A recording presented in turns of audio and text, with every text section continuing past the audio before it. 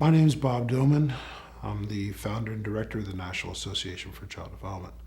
This is a part of a series of videos we're doing relative to children with Down syndrome. In this segment, I'd like to talk about educational placement. This is often a difficult question and often a question that doesn't have a really great solution. Ideally, we want to provide our child with a good educational experience.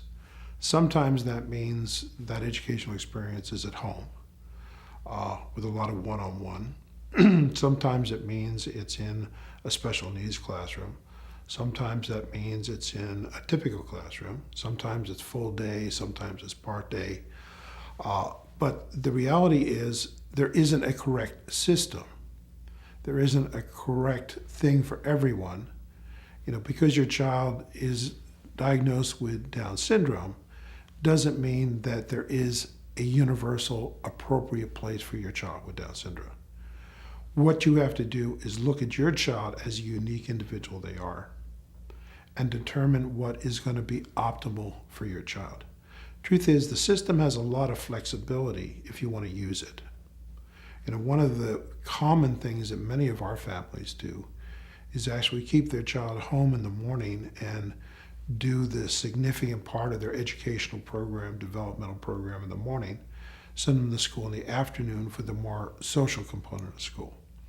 Doing that, it permits them to put their child often in a typical classroom because they can have the social interaction and have the good models, right?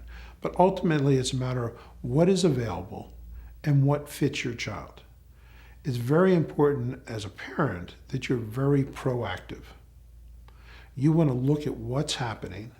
You want to look at all the options, think creatively, and how can you maximize your child's educational experience.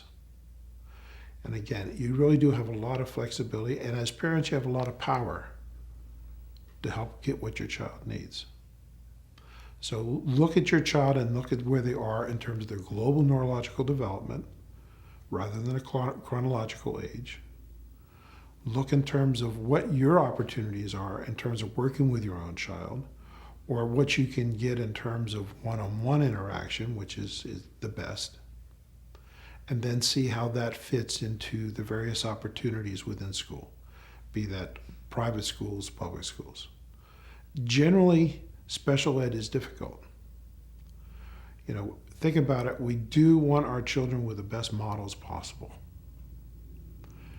You don't look when you're going to buy a new house to find the area with the worst school districts, with the poorest models. You find the best school districts with the best models, with the best peers. All right, so we constantly want to be looking at where our child is and how do we provide them with the best specific opportunities for them. And it's also important to understand that a group of 3 isn't significantly different than a group of 6 or 10 or 20. If things are not totally individualized, they're not individual. You're trying to fit your child into a box. And if it's not specific, it's not specific. One-on-one is specific. And when you design a program for your child, be it at home or at school, the more specific it is, the greater the impact you're going to have on the brain, and the more learning and more development that's going to occur.